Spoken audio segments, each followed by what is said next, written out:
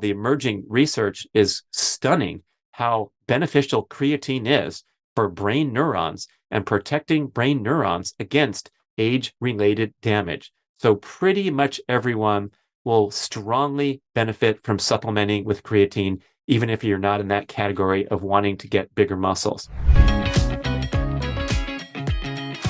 Here we go with a quick breather show on the Carnivore Scores food rankings chart. If you're watching on video, look at this beautiful, colorful chart that you can download for free at bradkearns.com, print it out, tape it on your refrigerator, and it will help you emphasize and prioritize the most nutritious foods on Earth.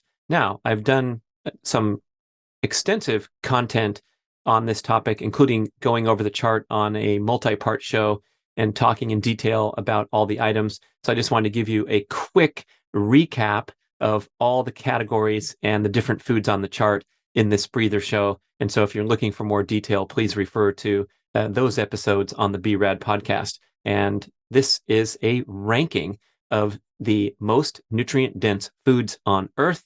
It would be called an animal-based diet because that's where the most nutritious foods are found. But we also have a nice category at the bottom of wonderful plant foods that can be enjoyable, that can help you obtain the carbohydrates you need to perform and recover and thrive in all manner and enjoy your life. And so we just want to be selective with our choices of all the foods in each of the categories and prioritizing the best. So we start out at the top of the chart with the global all-stars, widely regarded to be true superfoods with especially dense and attractive nutritional properties. And of course, that would be liver, the king of the organ meats, widely regarded as the most nutrient-dense food on the planet.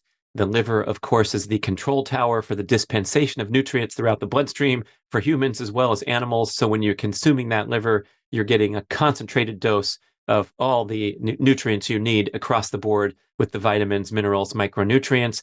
You really want to source grass-fed liver. That would be pretty much mandatory because, again, if you're talking about an animal that's been raised in adverse conditions, you might also find a concentration of unwanted agents in the organ meat. So go for grass-fed liver, nice, sustainably raised animal, and try to find ways to work that into your diet. If you want to pan fry the liver, make the classic appreciated meal, liver and onions from generations past. What I do is I freeze little chunks of liver and I will consume those raw and heavily salted, or I will throw them into my protein superfuel smoothie every morning. So as the experts recommend, you don't need a ton of this, but if you get an ounce or 2 or 3 per day, that is going to really turbocharge your diet and re-energize at the cellular level. And if you just can't find a way to go and purchase some organ meats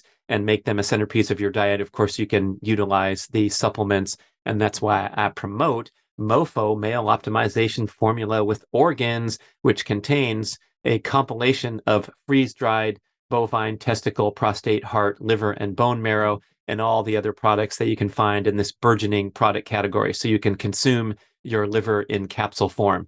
Also on the Global All-Stars list are oysters.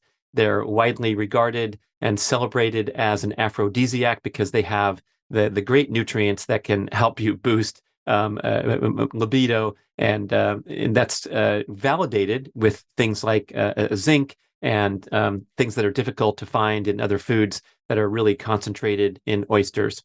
We also have salmon roe or caviar. Again, eggs would be the essential life form food, right? It's life itself. And so salmon eggs are up there on that list.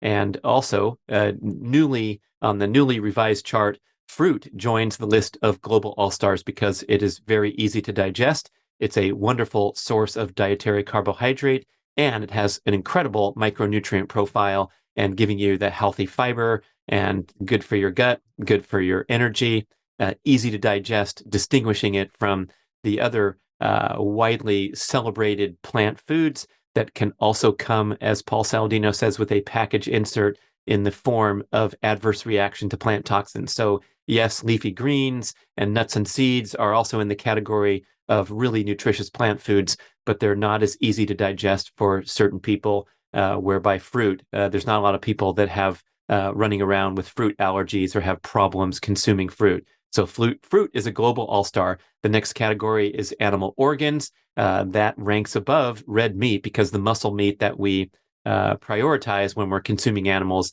is not as nutrient dense as what's found in wonderful organs like not just liver, but heart, kidney. You can also put bone broth on here. That's a compilation of the extract from the bone when bone broth is prepared properly. So it's really high in collagen and glycosaminoglycans. These are compounds that are difficult to find in other dietary sources, but really good for your connective tissue, bone, joint health. And so getting an appropriately high quality bone broth into the diet. And what I do for that is I use that as my liquid base for my daily protein smoothie. And so hopefully you know the distinction between a true bone broth and an inexpensive bone stock that you find in the cardboard containers that's really mostly liquid. It doesn't have those precious agents that you can only get from leaching the material out of bones with a very long and slow cooking time. So we have the actual organs that you can find online easily or from a quality butcher or natural food supermarket. I order stuff from uswellnessmeats.com,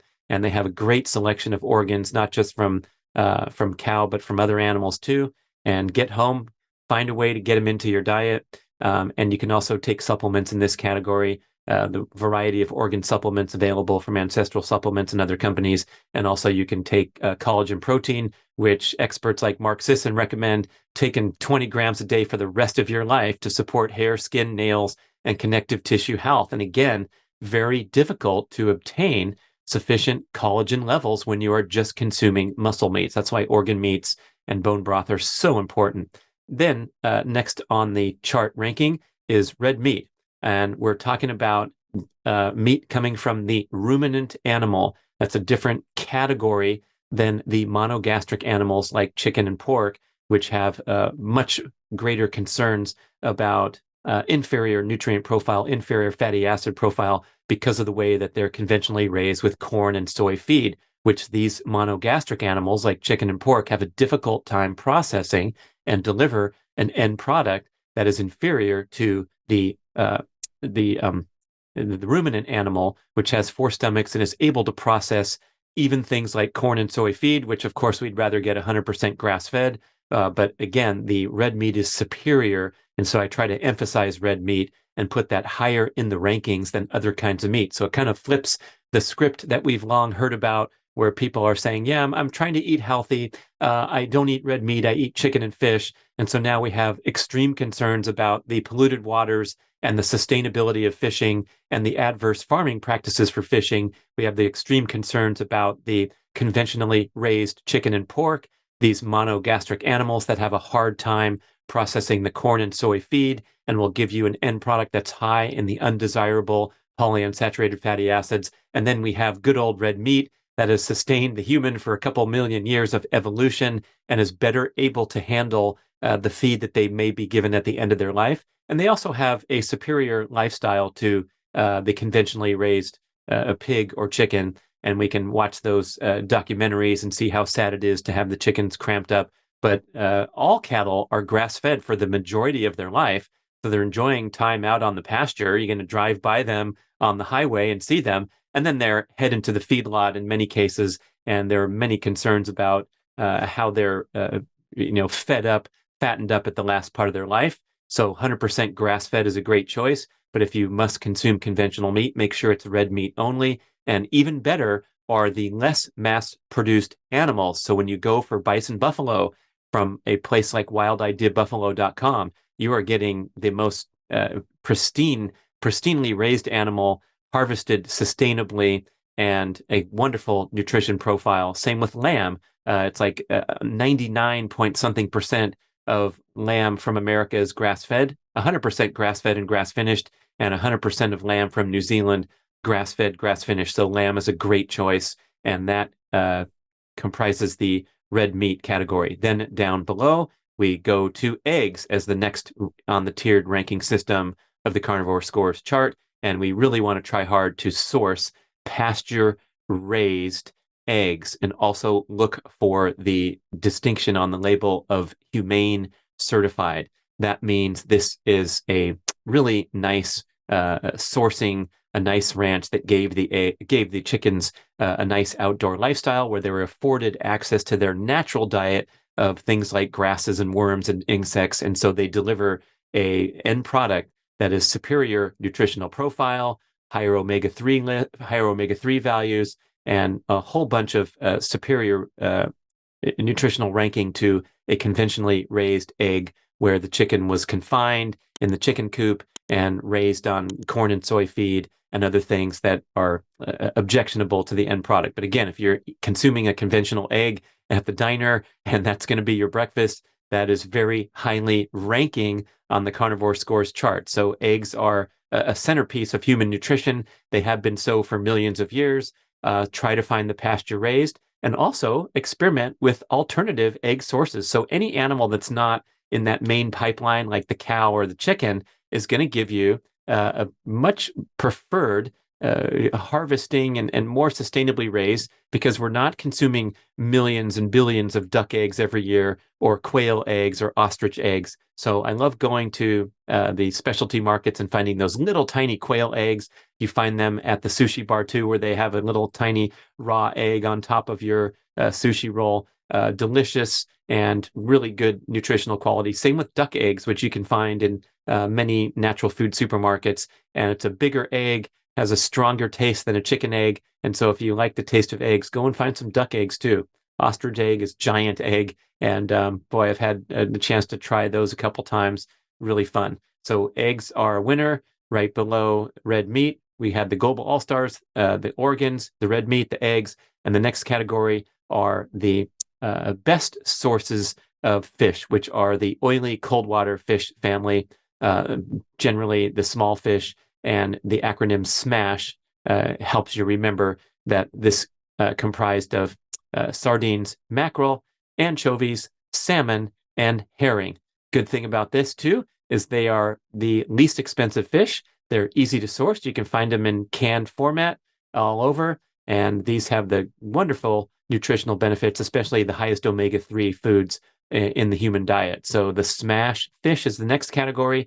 Then we go down to shellfish, and shellfish in general have less concerns about pollution and adverse farming practices because they are protected from the polluted waters by their shell. And whether they're farmed or whether they're wild, their lifestyle and their habitat is very similar. And they also have tremendous nutritional benefits. I talked about oysters being in the global all-stars. So beyond oysters, we have things like clams, mussels, scallops, octopus, and lobster, superfoods, and a great addition for variation in your diet, along with emphasizing red meat. Then we go down to organic, high-fat dairy products. The best form is raw. This is difficult to find, but you can find raw cheese. It might be one out of the 100 brands that they're selling at a quality market. You can find raw milk at a quality natural foods grocery, but very difficult to find. A lot of people have concerns and they want something that's pasteurized for less exposure to pathogens. But if you're getting raw milk directly from a farm, that is going to be worth the minimal risk of contamination because the nutrients in that milk are much easier to digest. So much so that there's research showing that somewhat around 80% of lactose intolerant folks, given in a study format, given access to raw milk, did not show any of the adverse dietary digestive reactions. They were able to digest raw milk successfully because it hasn't been pasteurized. It hasn't removed those cofactors and those enzymes that assist with digestion when you're consuming raw milk. So raw milk is a big winner. Whenever I can find it, I'll get it. I'll make it the base of my smoothie, or you can take a glass of raw milk and mix in a scoop of protein. And it's a wonderful, very, very nutritious, easy to digest snack there, or a quick breakfast on the go, I suppose. So when you're sourcing dairy, a lot of people have concerns and problems and complain of digestive difficulties associated with dairy. Go for the raw, unpasteurized, and the highest fat sources of dairy, of course, are going to get you away from the concerns with lactose intolerance. that something like 80% of the population on the planet suffers from as adults. So the low-fat or the non-fat dairy, the fruity yogurts and things like that, those are deservedly off the ranking system, delivering mostly a sugar bomb and a difficult to digest form of carbohydrate at that, and none of the wonderful benefits that you'll find with raw milk, raw cheese, and other carefully sourced organic high-fat dairy products. And we want to definitely emphasize organic because a lot of cattle in the conventional dairy system are fed hormones, pesticides, and antibiotics. So we don't want any of that passed on. We want to go for the organic dairy products, full fat yogurt, cream, cheese, raw milk, as tolerated, right? So then we go down the ranking system to chicken, turkey, and pork. And I've already mentioned how we want to source responsibly there and really strive to insist upon organic, pasture-raised, naturally, sustainably raised animals in this category due to the extreme concerns about a feedlot, conventionally raised chicken, turkey, and pork. Now we get to the bottom of the chart and the big category for colorful, nutritious, easy to digest plant foods. Again, it's going to help with your hormone balance, going to help with your energy, performance, and recovery, leading an active lifestyle. I do like the notion that you earn your carbohydrates. So if you're sitting around like most people, leading an inactive lifestyle full of processed foods, we can talk about the carb intake as being a potential problem, causing excess insulin production, promoting disease patterns, but that's largely driven by the consumption of nutrient-deficient processed carbohydrates and a general lack of activity in life. So when we talk about nutritious plant foods high in carbohydrate, let's go to town and learn how to quickly source the best ones with the minimal concerns about plant toxin sensitivity and maximum nutritional value. So generally speaking, the highest levels of plant toxins are found in the most defensible parts of the plants, which would be roots, seeds, stems, and leaves. So plant foods in those categories are the ones that you're going to either want to stay away from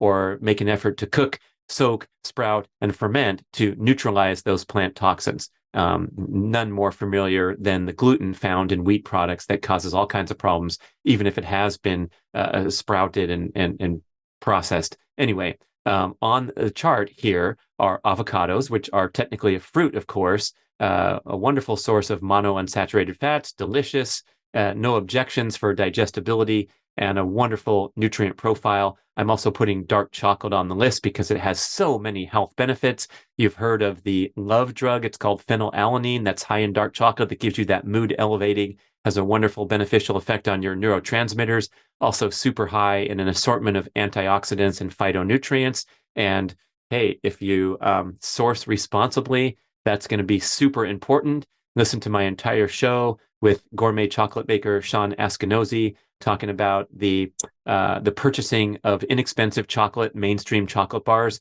You're basically supporting child slave labor in Africa. So we want to find that distinction of bean to bar, fair trade, dark chocolate. And there's so many wonderful brands that I talk about on my full show dedicated to dark chocolate. So go out there and enjoy yourself and become a gourmet, a dark chocolate connoisseur like myself. Also in the category of fermented foods, these are things that have those beneficial probiotic health benefits, are easy to digest because they are prepared in their fermented state.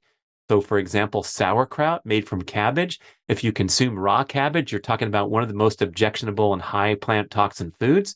But if you consume it in the form of sauerkraut, as it's been prepared and fermented, it's going to give you a good probiotic boost, easy to digest. Other fermented foods that you might enjoy, kimchi, pickles, and kombucha. I love making my kombucha homemade, and it's a delicious beverage that I mix with my mineral water. We also have raw honey on the list. Definitely want to find raw honey because there's a lot of processed honey that has some offensive processing methods and impurities, and they can throw other things in there that are kind of shocking. There's been some expose research that they're dumping in who knows what kind of junk in there, high fructose corn syrup or processed sugar. So you want that distinction. Raw honey has great antioxidant, antibacterial properties, so much so that consuming honey has none of those adverse effects of the blood glucose spike that we criticize sugar for so much, and also the digestibility concerns and the interference with natural cellular energy production that processed sugar does, particularly the release of endotoxins. Jay Feldman talked about this a lot on his interviews. So when you're consuming the Slurpee or the Skittles, you're interfering with your body's ability to process energy internally. That's why you might get that sugar crash, whereby honey, with those natural antioxidants and the fiber and all the things that are contained in the natural, unfiltered, raw product, are going to give you a good, easy to digest source of carbohydrates without the adverse effects. I also put nuts and nut butters on there, although they are in the high risk category. If you can tolerate nuts and nut butters, they're a wonderful snack, teeming with good nutrition. That's why I'm proud to offer my Brad's Macadamia Masterpiece to those who enjoy it and can tolerate it. And if you have a problem with nuts, as we know, many people have nut allergies specifically, then you stay away from those products that cause you problems. Seaweed is on the list. It's a great source of iodine, which is another agent that is difficult to obtain in the modern food supply. Can help with thyroid function. Too much iodine can also mess you up, but seaweed has many health benefits and minimal objections, also high in the B vitamins and selenium. Then we have the category of sweet potatoes and squash. These are the root vegetables, are easy to digest, have minimal objections that you might find in those other categories of roots, seeds, stems, and leaves, and a great source of dietary carbohydrate for glycogen replenishment and hormone balance. When it comes to oils, we are talking about cooking with the temperature stable saturated fats. That would include butter, ghee, lard, things like that you can put on your pan as you need to cook and will be more tolerant of the heat, as opposed to the polyunsaturated bottled cooking oils that we've been using for decades with extreme adverse health consequences. So fortunately, there's becoming more and more agreement that we want to get rid of the highly refined industrial seed oils, aka vegetable oils, and cook with these temperature stable saturated fats. And then for eating, you're going to try to source the very best extra virgin, first cold pressed, locally grown or domestically grown olive oil. And when you go to the big box store and see that giant plastic jug of so-called extra virgin olive oil from the main oil exporting countries of Greece, Spain, and Italy, a lot of times you're getting an inferior product that has been cut with cheaper oils, and there's not a lot of regulation here. So you want to source that oil in the same manner that you carefully source your dark chocolate. And there's great outlets now. Olive Oil Lovers Club. I'm a member. You sign up and they send you a bottle every quarter. There's a couple other club memberships where they go and go directly to the producer and harvest excellent oil. I like stopping on the roadside in Northern California when we're on road trips and getting the oil from the growers that are right there nearby. So there's a lot of opportunities to find first cold press extra virgin olive oil from domestic sources. And first cold press only conveys the idea that the oil was pressed once, that the olive was pressed once, the oil came out, and they didn't recycle it or cook it with high temperature processing to try to extract more oil in a cheaper way, which is basically what's going on when you're extracting oil from these other plants that don't naturally yield oil. So the canola oil, corn oil, sunflower, soybean, all that kind of stuff has to endure heat and high temperature processing that makes the end product so destructive to human health.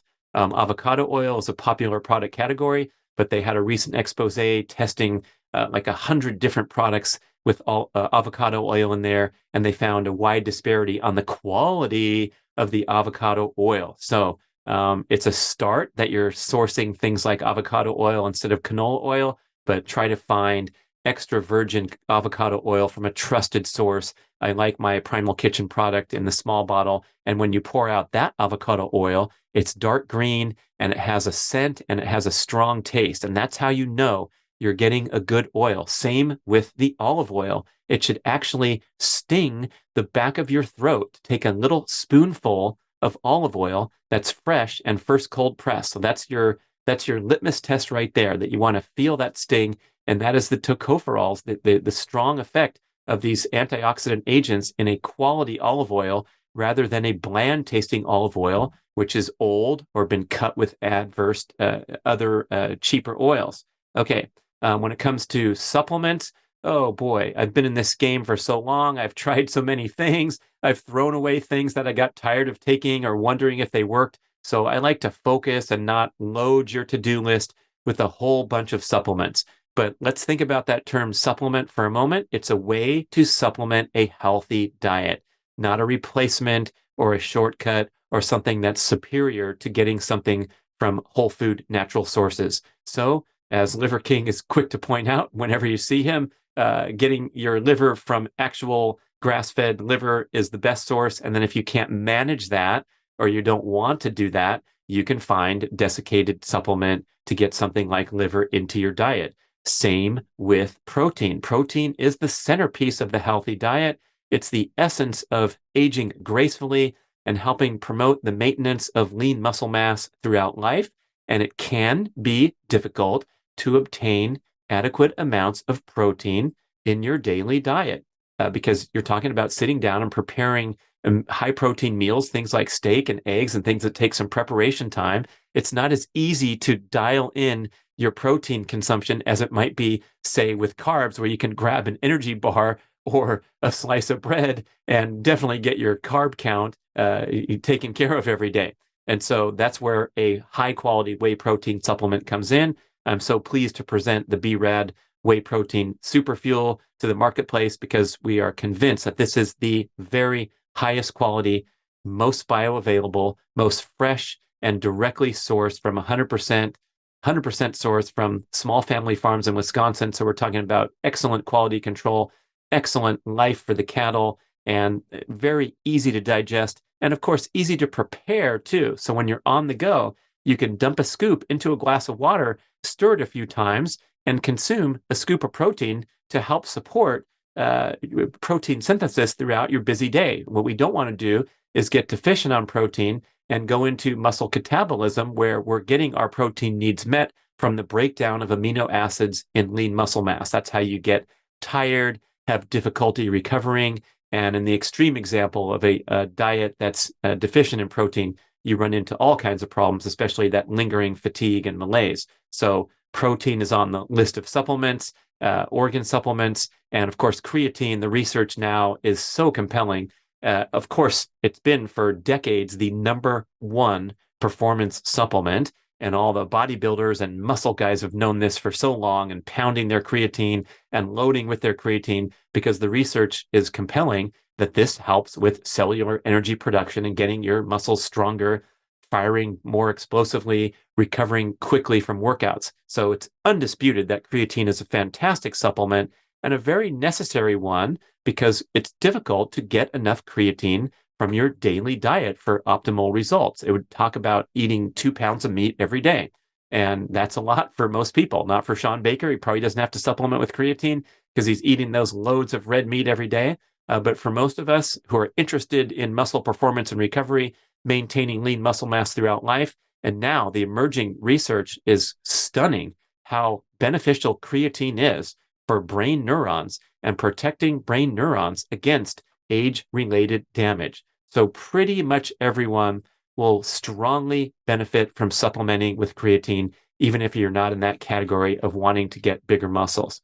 Finally, the last item on the food rankings chart are the recommended beverages. And so I list there mineral water, kombucha, herbal tea, organic coffee, protein smoothies, bone broth, and then raw milk or kefir. And that hopefully should comprise the entirety of your beverage choices. Noticeably absent are the high sugar concoctions from Starbucks and other things where you get a delivery of a lot of processed sugar without the satiety that comes from consuming sugar in whole food form that might limit you, right? You can only eat so many bags of Skittles, but you can slam a Starbucks concoction several times a day and get overloaded with processed sugar. So those beverages all have wonderful health properties, and you can integrate them as needed, but water being the starting point, the drink of champions, and all told, that covers the entire chart. So download it, study it further. I'd love to hear from you if you have any questions about it.